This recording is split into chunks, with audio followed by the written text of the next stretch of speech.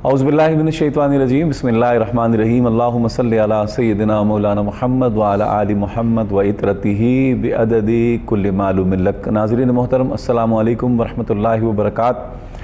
मैं हूँ आपका मेज़बान शौकत ओवैसी और प्रोग्राम इस्तिखारा आप मुलाहिज़ा कर रहे हैं कोहिनूर टीवी की लाइव ट्रांसमिशन में। कम व बेश रोज़ाना 4 बजे से 5 बजे पीर से जुमेरात आप ये प्रोग्राम देखा करते हैं और रमज़ान के पुरनूर सातों में भी आप इस प्रोग्राम को मुलाहिज़ा कर रहे हैं। और आज जनाब जिस तरह हम जिक्र कर रहे थे कुछ दिन पहले कि पहला रोज़ा है, आज देख लीजिए कि हम रहमत का अशरा तकरीबन खो चुके हैं और इख्तिताम पर हैं, बिल्कुल आखिरी रोज़ा है जनाब। उसके बाद फिर मग़फ़िरत का अशरा शुरू हो जाएगा। तो ये जो 9 दिन गुज़रे हैं, फिर कल आखिरी दिन भी होगा और फिर क़िस्सा रहमत के अशरे का तमाम हो जाएगा। मुझे समझ में नहीं आता कि हमारी ज़िंदगी किस तरफ जा रही है। विद इन फ्यू सेकंड्स जो है ना, वो 1 घंटा गुज़र जाता है, पूरा दिन ऐसे गुज़रता है जैसे कोई 2-3 घंटे गुज़रे हो, हफ़्ता ऐसे गुज़र जाता है जैसे कोई बात ही नहीं है। और फिर ये देख लें कि आप रमज़ान आया भी और इख्तिताम की तरफ। मुझे लगता है कि 15वें रोज़े के बाद तो आप सब बखूबी जानते हैं कि पता ही नहीं चलता कि रमज़ान गया किधर। अल्लाह रब्बुल जलाल हमें अपने ख़ास फ़ज़ल से नवाज़ दे तो नवाज़ दे, वरना इन शब व रोज़ में मुझे नहीं लगता कि कुछ रखा है।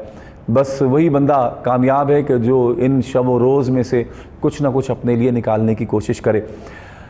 इस्तिखारा में आपकी कॉलें शामिल की जाती हैं जनाब, और आपकी मुश्किलात, परेशानियाँ, तकालीफ, इन पर बात हो रही होती है। मेरे साथ 2 मुमताज़ व मोहतरम उलमाए किराम तशरीफ़ फरमा हैं, मशाइख़ इज़ाम तशरीफ़ फरमा हैं। और पहले हमारे मेहमान उस्ताज़ुल उलमा, बहुत ही मुमताज़ व मोहतरम शख्सियत, आप इनसे प्यार करते हैं और बारहा आप इन्हें कोहिनूर टीवी की स्क्रीन पर एक अरसे से देखते आ रहे हैं। तशरीफ़ फरमा है हज़रत पीर हाफिज़ हफ़ीज़ुल्लाह सोहरवर्दी साहब। अस्सलाम वालेकुम। वालेकुम अस्सलाम। हुज़ूर खैरियत से हैं? शुक्र अल्लाह। दूसरे हमारे मेहमान जनाब, वो भी किसी हवाले तारुफ़ के मोहताज नहीं, मुमताज़ व मोहतरम आलिम दीन के, जिनसे मोहब्बत करने वालों का एक बड़ी तादाद है और अल्हम्दुलिल्लाह अब कोहिनूर टीवी पर मुस्तक़िल आप इन्हें देखा करते हैं। तशरीफ़ फरमा है हज़रत अल्लामा मुफ्ती सैयद शिराज सैफ़ी साहब। अस्सलाम वालेकुम। मुफ्ती साहब खैरियत से हैं?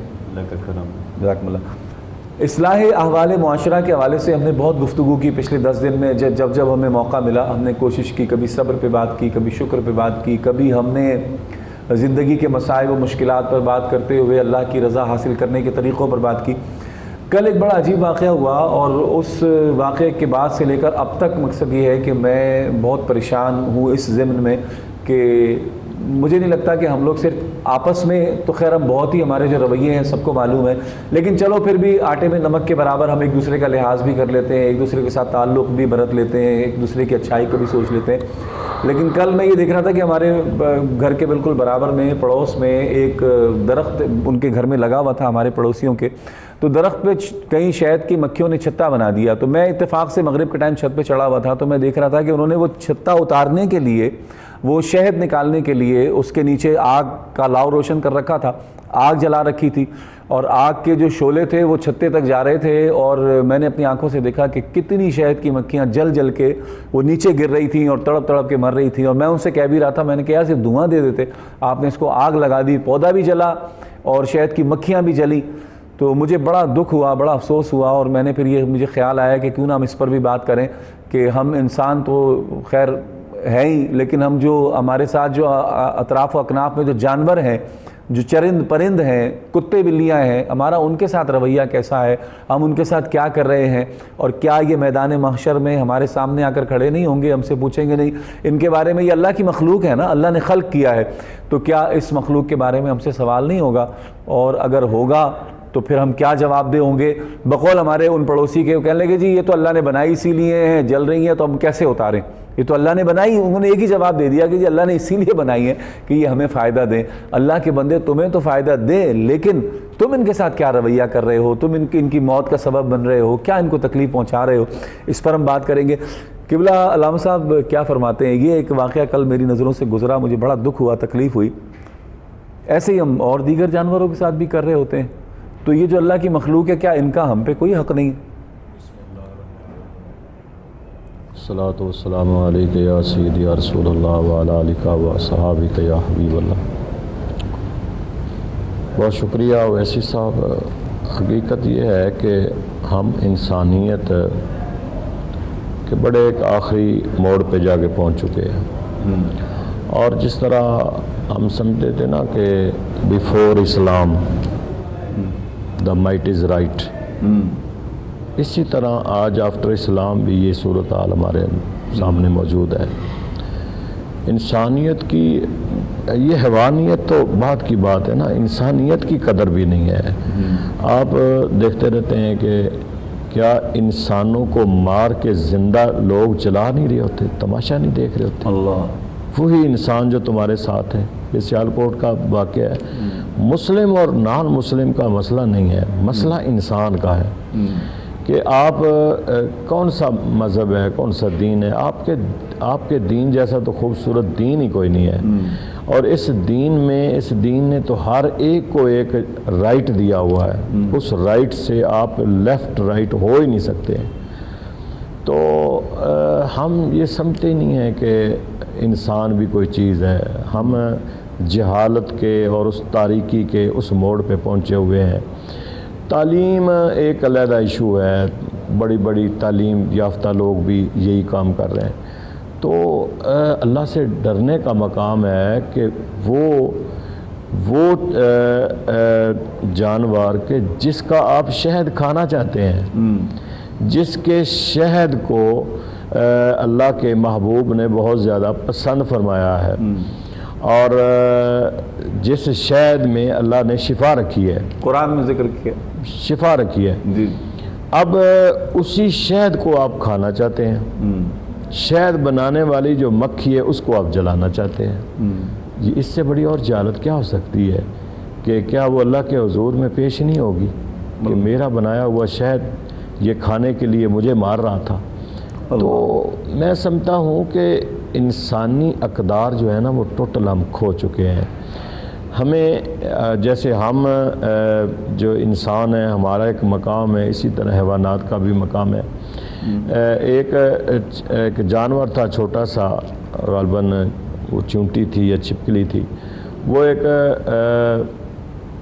دریا سے یا اپنا ایک کنویں سے نیچے جاتی تھی، اوپر جاتی تھی، گر جاتی۔ میں پڑھ رہا تھا کہ موسیٰ علیہ السلام نے پوچھا کہ مالک اس کو بنانے کا فائدہ کیا ہے، کیوں بنایا اس کو؟ تو مالک نے آگے سے فرمایا کہ موسیٰ یہی وہ پوچھ رہی ہے کہ موسیٰ علیہ السلام کو بنانے کا کیا فائدہ ہے؟ تو موسیٰ علیہ السلام جیسے آپ کے بنانے میں نے حکمت رکھی ہے، ان تمام چیزوں کو بنانے میں میں نے حکمت رکھی ہے۔ اور دوسری بات یہ ہے کہ یہ تمام چیزوں کے ذریعے اللہ تعالیٰ ہمیں کوئی نہ کوئی چیز خوراک دیتا ہے، جس طرح یہ شہد ہم کھا رہے ہیں، اسی طرح کئی ایسے جانور ہیں جن کے ذریعے ہماری خوراک کا وہ ذریعہ بھی بن جاتے ہیں۔ ہم گوشت کھاتے ہیں، ہم دودھ پیتے ہیں، ہم گھی کا استعمال کرتے ہیں، بے شمار چیزیں ہم ان کا استعمال کرتے ہیں، لیکن کچھ چیزیں ہمارے حلال کے لیے کھانے کے لیے اللہ نے وہ مقرر بھی کیے۔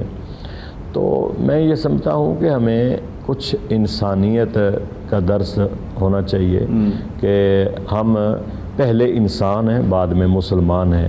صحیح۔ مسلمان پر تو زیادہ یہ چیزیں جو ہیں وہ لاگو ہو جاتی ہیں، زیادہ ذمہ داری جو ہے ہو جاتی ہے، زیادہ مسلمان تو بہت زیادہ رسپانسیبل ہو جاتا ہے کہ میں ایک چیز کے ایون کہ بعض دفعہ جا رہے ہوتے ہیں نا یہ چونٹیاں چھوٹی چھوٹی کیڑے مکوڑے زمین پہ پھر رہے ہوتے ہیں، تو آپ بلیو کریں کہ لوگ ایسے اوپر سے گزرتے ہیں جیسے ان کی کوئی حیثیت ہی نہیں ہے، لیکن ڈر لگتا ہے کہ مالک پاؤں ایسے کئی دفعہ ایسا ہوتا ہے کہ یہ انگلیوں کے ذریعے میں وہاں سے گزرتا ہوں، دیکھ کے کہ اتنی جگہ وہاں تھوڑا سا پاؤں رکھوں اور میں گزر جاؤں، کہ مالک کہیں ان کو مارنے سے بھی کہیں ہم نہ پکڑے جائیں۔ ڈر تو خوف تو انسان کو اتنا اندر ہونا چاہیے کہ ہر ایک چیز سے بچیں، کہ یہ اگر ایک کتیا کے بچے کو ایک عورت بچانے کی وجہ سے اللہ اسے معاف کر سکتا ہے، اسے بخش سکتا ہے، تو ہمیں ان چیزوں کا خیال کرنا چاہیے۔ مفتی صاحب قبلہ ارشاد فرمائیے گا کہ لشکر سلیمان کی خبر قرآن فرماتا ہے، چینٹی جو ہے وہ بات کر رہی ہے اپنی ہم نواؤں سے، اپنے خاندان والوں سے کہ ہٹ جاؤ بھائی لشکر سلیمان آ رہا ہے، تو کیا یہ جو شہد کی مکھیاں جلی ہیں، جل جل کے نیچے گری ہیں، انہوں نے نہیں فریاد کی ہوگی؟ بسم اللہ الرحمن الرحیم، والصلاة والسلام علیکہ یا رسول اللہ، وعلی آلک واصحابک یا سیدی یا حبیب اللہ۔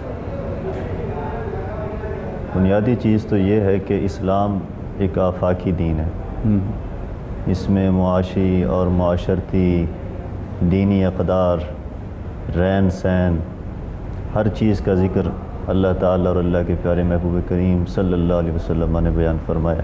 صحیح۔ جہاں پیارے آقا کریم صلی اللہ علیہ وآلہ وسلم نے انسانوں کے حقوق کا ذکر فرمایا ہے، وہاں میرے آقا کریم نے حیوانات کے حقوق کا بھی ذکر فرمایا، جیسا کہ حدیث مبارکہ میں آتا ہے کہ جانور کو داغنے سے منع کیا گیا۔ اور اسی طرح حضرت عبداللہ ابن مسعود رضی اللہ تعالیٰ عنہ سے حدیث مروی ہے کہ پیارے آقا کریم صلی اللہ علیہ وآلہ وسلم راستے میں تھے، سفر میں تھے، تو ایک چڑیا آ کے لشکر کے اوپر گشت کرنے لگی، گھومنے لگی۔ تو میرے آقا کریم صلی اللہ علیہ وآلہ وسلم نے پوچھا صحابہ کرام سے کہ صحابہ، میں دیکھتا ہوں کہ یہ کسی کی ماں ہے اور یہ پریشان ہے، اس کا بچہ اس سے بچھڑ گیا ہے۔ صحیح۔ تو صحابہ کرام نے اقرار کیا کہ ہاں، ہم نے اس کے گھونسلے سے اس کے بچے کو اٹھایا تھا۔ میرے آقا کریم نے فوراً حکم فرمایا کہ اس کے بچے کو دوبارہ اس کے گھونسلے میں رکھا جائے۔ تو یہ پورا مکمل دین ہمیں جہاں انسانوں کے حقوق بتاتا ہے، وہاں حیوانات کے حقوق بھی بتاتا ہے۔ اور جس طرح کہ آپ نے ذکر کیا کہ یہ شہد کی مکھی کا ذکر تو قرآن میں ہے، قرآن میں اللہ تعالیٰ نے فرمایا وَأَوْحَى رَبُّكَ إِلَى النَّحْلِ أَنِ اتَّخِذِي مِنَ الْجِبَالِ بُيُوتًا وَمِنَ الشَّجَرِ وَمِمَّا يَعْرِشُونَ ثُمَّ كُلِي مِن كُلِّ ثَمَرَاتٍ فَاسْلُكِي سُبُلَ رَبِّكَ ذُلُلًا۔ اور پھر اللہ فرماتا ہے کہ فِيهِ شِفَاءٌ لِلنَّاسِ، کہ اس میں میں نے لوگوں کے لیے شفا رکھی۔ ٹھیک ہے، وہ ہمارے غذا کا ذریعہ ہیں، اللہ نے انہیں ہماری غذا بنایا ہے، لیکن اس کے حصول کا ذریعہ بھی درست جو شریعت نے بتایا ہے اس طریقے سے اس چیز کو حاصل کرنا چاہیے۔ جس طرح آپ کہہ رہے تھے کہ دھوئیں کے ساتھ یا دوسرے طریقے ہیں جس سے وہ شہد کی مکھی اٹھ جاتی ہے اور اس کے چھتے سے شہد حاصل کیا جا سکتا ہے، ضروری نہیں ہے کہ آپ ظلم کر کے اسے حاصل کریں۔ اور اسی طرح صرف یہ شہد کی مکھی کی بات نہیں ہے، ویسے بھی عمومی طور پہ آپ دیکھیں بہت ساری چیزیں ایسی ہیں کہ جو آسان طریقے سے ہمیں حاصل ہو سکتی ہیں، لیکن ہم لوگ اس ذریعہ آسن کو چھوڑ کے ناجائز طریقے کی طرف چلے جاتے ہیں۔ اس کی وجوہات یہ ہیں کہ ایک تو جہالت ہم میں بہت زیادہ ہے، اور دوسری وجہ یہ ہے کہ ہم باوجود سمجھنے کے ہم میں عمل کا جو مادہ ہے وہ بہت کم ہے۔ ہم لوگ صرف سطحی طور پہ، جس طرح آپ بھی اکثر ذکر کرتے ہیں کہ سطحی مسلمان رہ گئے کہ ایک کان سے سنا دوسرے کان سے بات کو نکال دیا، نہیں جاتے۔ ہاں جی، اس کی گہرائی میں جاتے نہیں ہیں، بات کو سمجھتے نہیں ہیں۔ بس اللہ تعالیٰ کی بارگاہ میں دعا یہی ہے کہ اللہ تعالیٰ ہمیں کائنات کی ہر چیز سے پیار کی توفیق عطا۔ اچھا، ایک اور بات وہ بعد میں کر رہے تھے، کہنے لگے جی میں تو میرے دل میں کوئی، اللہ معاف کرے، مجھے یہ میرے دل میں خیال نہیں تھا کہ میں اس کو آگ کو تیز کروں اور یہ جل جائے۔ میرا موصول تو صرف یہ تھا کہ شہد مجھے مل جائے، لیکن میں اسے چھتا اتار لوں، لیکن آگ تیز ہو گئی، اس پہ وہ جل کے گر گئیں، تو میری نیت اس میں قطعی یہ نہیں تھی کہ میں ان کو جلاؤں یا جلا کے میں اتاروں۔ تو اس حوالے سے پھر شریعت کیا کہتی ہے؟ کچھ اس میں گنجائش ہے کہ چلو اگر اس کی نیت میں نہیں تھا؟ ہاں جی، انما الاعمال بالنیات، ایک ہوتا ہے جان بوجھ کے کسی چیز کو تکلیف پہنچانا۔ اسی طرح یہ جو قتل ہے، انسان کا قتل ہے، اللہ نہ کرے اگر کوئی کسی کو قتل کرتا ہے تو اس میں بھی اس کی 4-5 صورتیں ہیں قتل کی بھی۔ ایک قتل عمد ہے، جان بوجھ کے کسی کو مارنا، ارادہ کیا، طے کیا، پلان کر کے گیا، مار دیا۔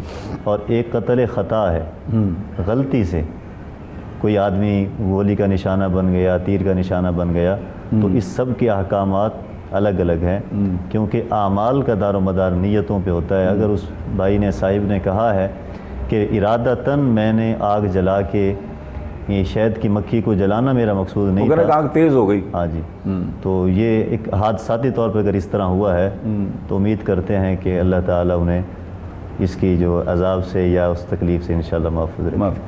مختصر سا وقفہ ہے جناب، ہم تھوڑی دیر کے لیے جائیں گے اور انشاءاللہ واپسی پر پھر ہم نے یہی گفتگو کرنی ہے کہ جانوروں کو جو ایذا رسانی ہم کر رہے ہوتے ہیں، دے رہے ہوتے ہیں، تکلیف دے رہے ہوتے ہیں، اس میں شریعت ہمیں کیا کہتی ہے، اور رمضان کے مہینے میں ہمیں تھوڑا سا اس طرف بھی توجہ دینا چاہیے، جہاں ہم زکوٰۃ، خیرات، صدقات اور دیگر اپنے دوست، عزیز و اقارب اور دیگر لوگوں کا خیال رکھنے کی کوشش کر رہے ہوتے ہیں، وہاں ان معصوموں کا بھی خیال رکھنا ہے کہ یہ بھی اللہ کی مخلوق ہے۔ حاضر ہوتے ہیں وقفے کے بعد۔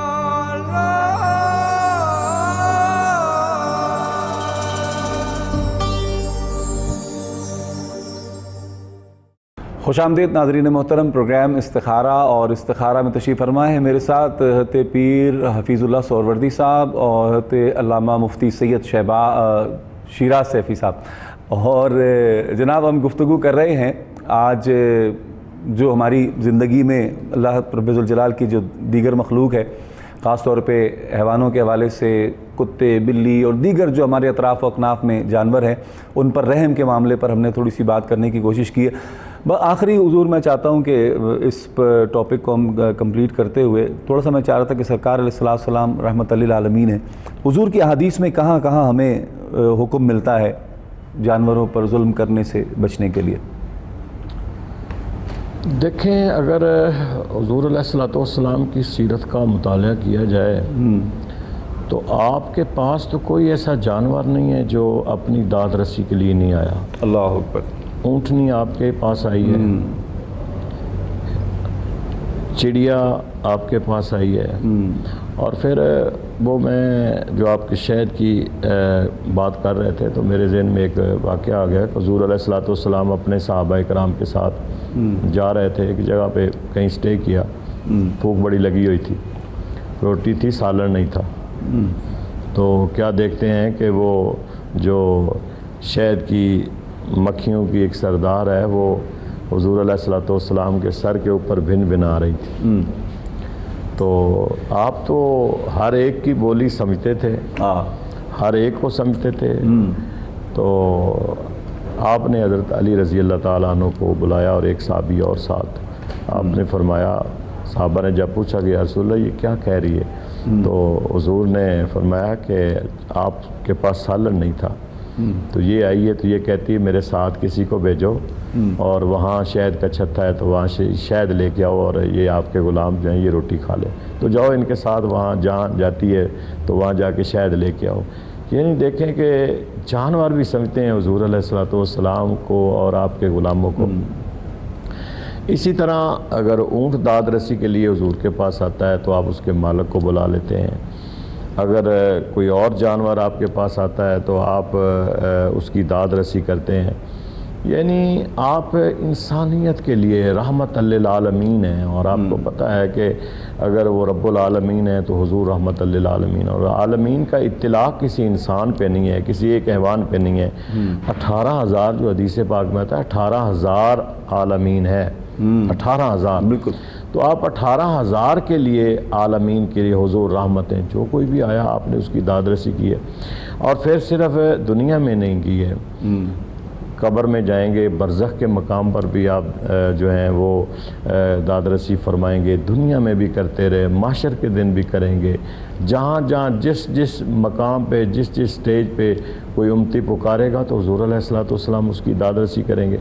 تو بحیثیت انسان اور انسانیت کے اندر بحیثیت مسلمان ہمیں تو اسوہ حسنہ کو سامنے رکھنا چاہیے کہ جب ہمارے نبی صلی اللہ علیہ وسلم ان چیزوں کا اتنا خیال کرتے ہیں، اتنی داد رسی فرماتے ہیں، اصل میں نا ہمارے اندر سے خوف ختم ہو گیا ہے۔ یہ سارے کام جتنے ہیں یہ خوف کی وجہ سے انسان کرتا ہے، اور وہ خوف ہوتا ہے خوف خدا، کہ ہم اللہ سے ڈریں کہ یار یہ ایسا ہو گیا تو اللہ ناراض نہ ہو جائے، ایسا ہو گیا تو اللہ ناراض نہ ہو جائے، ایسا ہو جائے تو اللہ ناراض نہ، یہ چیز تو ہم نے اپنے اندر سے اس چیز کو ختم کر دیا ہے۔ ہم سوچتے کہ دیکھیں گے، جب دنیا سے جائیں گے دیکھیں گے جو بھی ہوگا، یہ بات غلط ہے۔ تو اس لیے ہمیں نا انسانیت کے ساتھ ساتھ ان چیزوں کا بھی خیال رکھنا چاہیے۔ حقوق العباد جو ہے نا وہ اتنا وسیع چیپٹر ہے کہ جس کو ہم نے کبھی اوپن ہی نہیں کیا۔ صحیح، ہم صرف حقوق اللہ کی بات کرتے ہیں، بس گئے نماز پڑھی گھر آ گئے، روزہ رکھ لیا، حج کر لیا، زکوٰۃ دے دی، حقوق اللہ کی طرف جاتے ہیں۔ سب سے زیادہ وسیع جو ہے چیپٹر جو ہے وہ حقوق العباد ہے، اور یہ ساری حقوق العباد میں چیزیں آتی ہیں۔ حقوق العباد اگر بندوں کے حقوق ہیں تو باقی چیزوں کے بھی حقوق ہیں۔ صحیح، ہر ایک چیز کا رائٹ ہے، حق ہے کہ آپ اسے دیں۔ اگر اونٹنی اس کا مالک کام زیادہ لیتا ہے، چارہ کم دیتا ہے، تو وہ اگر حضور کے پاس اپنا حق لینے کے لیے آ رہی تھی نا، شکایت لے کے آ رہی تھی کہ یا رسول اللہ کام زیادہ لے رہا ہے، مجھے چارہ کم دے رہا ہے، تو وہ سمجھتی تھی کہ یہاں مجھے اپنا حق ملے گا۔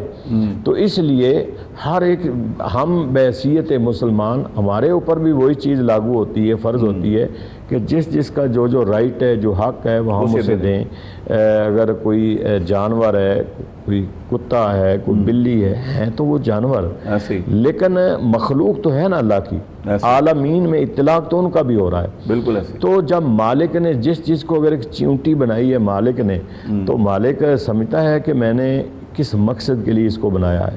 اللہ، ٹھیک ہے نا، نملۃ یا ایھا النمل ادخلوا مساکنکم لا یحطمنکم سلیمان وجنودہ، یعنی وہ سورۃ نمل آپ پڑھ لیں تو وہ سارا اس میں یہ چیزیں دیکھیں نا کہ اللہ کی شان دیکھیں نا حضور کہ اللہ نے اس چینٹی کو اہمیت دینے کے لیے پوری سورت کا نام ہی رکھ دیا۔ دیکھو 3 میل کا فاصلہ ہے، وہی ہو گیا، 3 میل کا فاصلہ ہے، جہاں سلیمان علیہ السلام کا 10 فرسخ 3 میل کے فاصلے پہ سلیمان علیہ السلام کا لشکر آ رہا ہے، اور وہ اپنی چونٹیوں کو کہہ رہی ہے کہ اپنے اپنے بلوں میں چلیاں جاؤ، کہیں وہ لشکر جو ہے وہ تمہیں رونتا ہوا نہ گزر جائے۔ اللہ، اور 3 میل کے فاصلے پر اللہ کے نبی اس کی آواز کو سن رہے ہیں، چونٹی چونٹیوں کو کہہ رہی ہے، چونٹی کی آواز کو اللہ کے نبی سن رہے ہیں، اور سن کے فتبسم ضاحکا من قولہا، آپ مسکرا رہے ہیں۔ تو اگر علماء فرماتے ہیں کہ چونٹیوں کی یہیں پھر فقہاء اور علماء کہ 3 میل کے فاصلے پر چونٹی کی آواز کو سلیمان علیہ السلام سن کے مسکراتے ہیں۔ تو چونٹی کی آواز سن کے مجھے لگتا ہے کالر بھی آ گیا، ہم جب شامل کرتے ہیں تو ہمارے نبی بھی ہمارا سلام سن۔ کیا بات ہے، ایک کالر کو شامل کرتے ہیں۔ السلام علیکم۔ السلام علیکم جی۔ السلام علیکم جی وعلیکم السلام سر، کیسے کیا حال ہے آپ کے؟ السلام علیکم۔ جی وعلیکم السلام سر، کیا حال چال ہے آپ کے؟ ٹھیک ہے جی اللہ کا شکر ہے جناب، کون اور کہاں سے بات کر رہے ہیں؟ سر قمر افضل میرا نام ہے، لاہور سے بات کر رہا ہوں میں۔ جناب کیا پوچھنا چاہیں گے؟ سر مجھے یہ مسئلہ ہے کہ کچھ تقریباً 4-5 سال سے میرڈ لائف گزار رہا ہوں، لیکن ابھی تک وہ اولاد کے حصول میں کوئی کامیابی نہیں ملی، اس سلسلے میں کوئی پوچھنا تھا۔ اچھا، اولاد کے لیے پریشان ہے؟ جی ٹھیک ہے، چلے بالکل بتاتے ہیں آپ، بالکل بتاتے ہیں۔ مفتی صاحب قبلہ اولاد کے لیے پریشان ہے، ذرا بتا دیجئے، پھر اس پر مزید کلام کریں گے انشاءاللہ پیر صاحب سے۔ اولاد کے لیے پریشانی ہے، لاہور سے کالر تھے ہمارے، ایک اولاد نہیں ہوئی، کافی دن ہو گئے، کئی سال گزر گئے، تو کیا وظیفہ بتائیں گے آپ؟ صحیح۔ فَقُلْتُ اسْتَغْفِرُوا رَبَّكُمْ إِنَّهُ كَانَ غَفَّارًا يُرْسِلِ السَّمَاءَ عَلَيْكُمْ مِدْرَارًا وَيُمْدِدْكُمْ بِأَمْوَالٍ وَبَنِينَ وَيَجْعَلْ لَكُمْ جَنَّاتٍ وَيَجْعَلْ لَكُمْ أَنْهَارًا۔ تو یہاں پہ اموال کا ذکر بھی ہے اور بنین بیٹوں کا ذکر بھی ہے، صحیح، لیکن وظیفہ ایک ہے کہ کثرت سے استغفار کرے۔ سب سے پہلے جب بندہ کثرت سے استغفار کرتا ہے، اس کے بعد پھر انشاءاللہ اللہ تعالیٰ مہربانی کرتا ہے، اللہ کی ذات متوجہ ہو جاتی ہے۔ ہمارے کچھ کام ایسے ہوتے ہیں جس کی وجہ سے ہماری اولاد میں اور ہمارے مال اور اسباب کی آمدنی میں یہ مسائل پیدا ہوتے ہیں، اس کی وجہ ہماری اپنی ذات ہوتی ہے۔ تو وہ یہ جو مسائل پیدا ہوتے ہیں وہ رکاوٹیں کیسے حل ہوں گی؟ استغفار کی وجہ سے۔ جب ہم اللہ کی بارگاہ میں استغفار کثرت سے کریں گے تو اللہ کی رحمت متوجہ ہو جائے گی۔ جب اللہ کی رحمت متوجہ ہوگی، اللہ کی ذات خوش ہوگی، پھر وہ مال بھی دے گا، پھر وہ بیٹے بھی دے گا، پھر اولاد بھی دے گا، سب کچھ عطا کرے گا۔ تو استغفار کی کثرت کے ساتھ اور کوئی خاص تسبیح اس حوالے سے پڑھنے کے لیے؟ اس سے بڑی تسبیح شاید اور کوئی نہیں ہے استغفار سے، کیونکہ یہ قرآنی وظیفہ ہے۔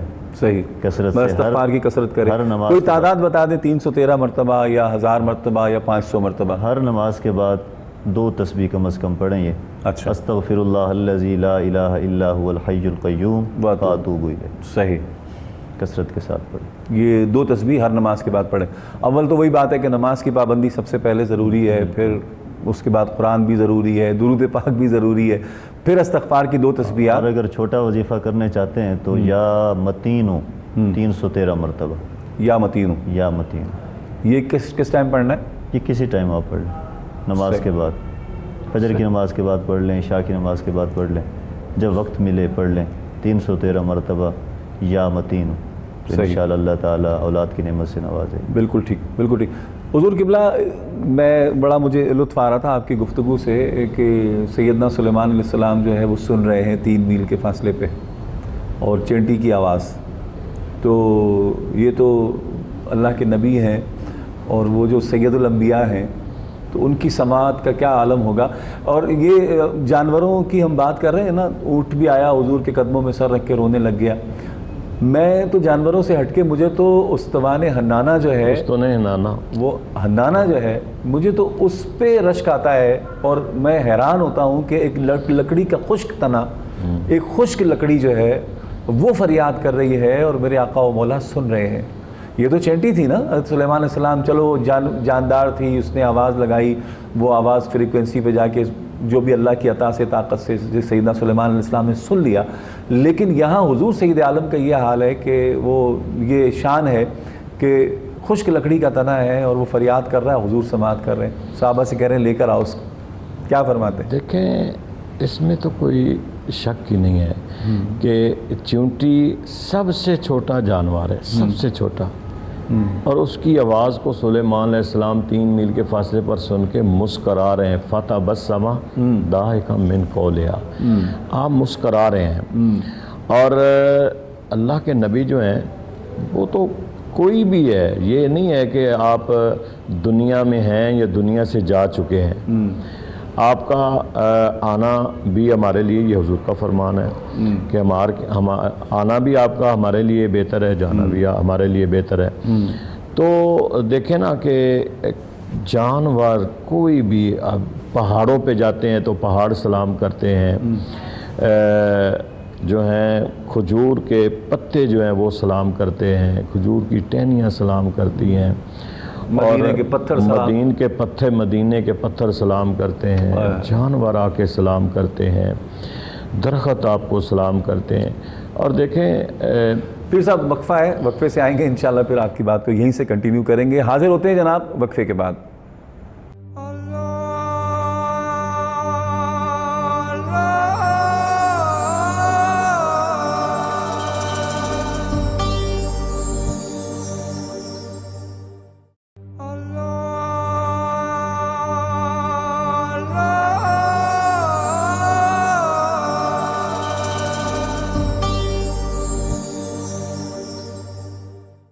خوش آمدید ناظرین محترم. پروگرام استخارہ آپ ملاحظہ کر رہے ہیں. اختتامی لمحات کی طرف ہم جا رہے ہیں. زندگی کی کسی بھی مشکل میں آپ گرفتار ہوں، پریشانی میں گرفتار ہوں، تو ہمیں کال کیجئے اور ہمارے پروگرام میں شامل ہو جائیے. ٹی وی کی اسکرین پر ہمارا نمبر آ رہا ہے، آپ ہمیں کال کیجئے. جی قبلہ پیر صاحب، آپ بڑی خوبصورت گفتگو فرما رہے تھے، اور خاص طور پہ ہم نے استوان حنانہ کا ذکر کیا تھا آخر میں. تو میرے آقا و مولا حضور سید عالم کی شفقت کا تو یہ عالم ہے. دیکھیں، بخاری شریف کی ایک حدیث ہے کہ یہ جو ہم اکثر قبرستان جاتے ہیں اور ہم پھول لے کے جاتے ہیں، تو ایک ایک طریقہ ہمارے نبی صلی اللہ تعالیٰ علیہ وسلم نے ہمیں بتایا، اور پھر اس کی عظمت کو بھی بتایا. تو بخاری شریف کی حدیث ہے کہ حضور علیہ الصلوۃ والسلام قبرستان سے گزر رہے تھے تو 2 قبروں کو عذاب ہو رہا تھا. تو آپ وہاں رکے، آپ نے کھجور کی ایک ٹہنی کو توڑا، اس کے 2 حصے کیے، ایک حصہ ایک قبر پہ رکھ دیا، ایک دوسری قبر پہ رکھ دیا. اب صحابہ کرام ساتھ ہوتے تھے، وہ ہر ایک عمل کے بارے میں پوچھتے تھے، اور وہ ہمارا فائدہ ہو رہا ہوتا تھا. ہر گرہ کو کھولنے کے لیے وہ سوال کرتے تھے. تو صحابہ کرام نے عرض کیا حضور کہ آپ نے یہ عمل کیوں کیا ہے؟ تو حضور نے فرمایا کہ یہ دونوں قبر والے جو ہیں ان کو عذاب ہو رہا تھا. اب کتنے کریم آقا ہیں کہ اگر باہر ہوں تو اندر والوں کا پتہ ہے، اندر ہوں تو باہر والوں کا پتہ ہے. یعنی حضور کو تو سب کا پتہ ہے. اللہ حضور تو جانتے ہیں، کیونکہ آپ رحمت للعالمین بھی ہیں، امام الانبیاء بھی ہیں، امام المرسلین بھی ہیں. تو حضور نے فرمایا کہ یہ ٹہنیاں جب تک ہری رہیں گی یہ اللہ کی تسبیح بیان کرتی رہیں گی، سبح للہ ما فی السماوات و ما فی الارض، تو یہ تسبیح پڑھتی رہے گی، اللہ ان کے عذاب میں تخفیف فرما دے گا، یہ گناہ کبیرہ کی وجہ سے عذاب میں مبتلا ہے، یہ بھی بتا دیا۔ صحیح۔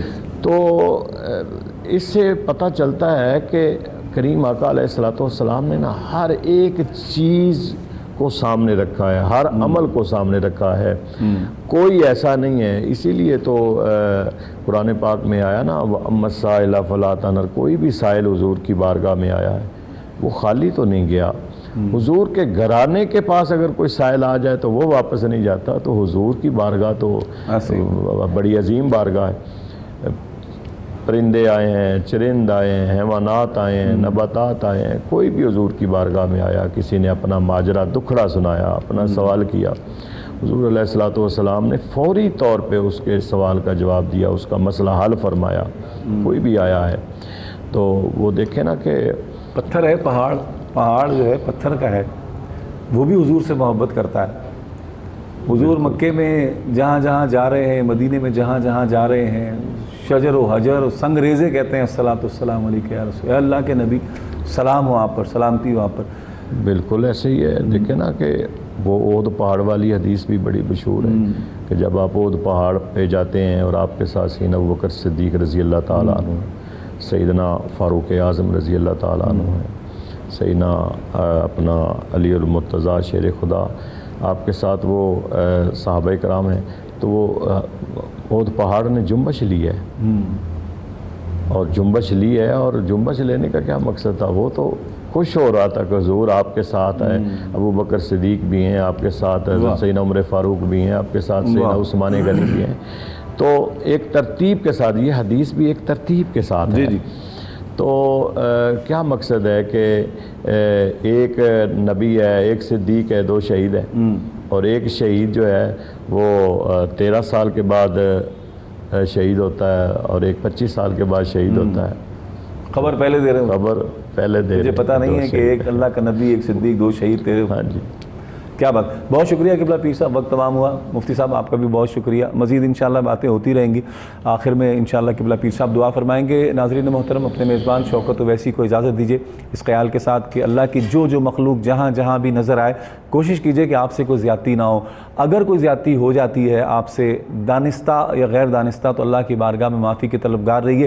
دانستہ ہوتی ہے تو پشیمان ہوں اپنے کیے پر، اور اگر غیر دانستہ طور پہ آپ سے ہو جاتا ہے تو اللہ بہت کریم ہے، معاف کرنے والا ہے۔ آپ کی نیت میں شامل نہیں ہے کسی کو ایذا دینا، کسی کو تکلیف دینا، تو پروردگار عالم کی ذات بڑے کرم اور بڑی وسعت والی ہے، وہ آپ پہ فضل فرمائے گا، انشاءاللہ آپ کو معاف فرمائے گا۔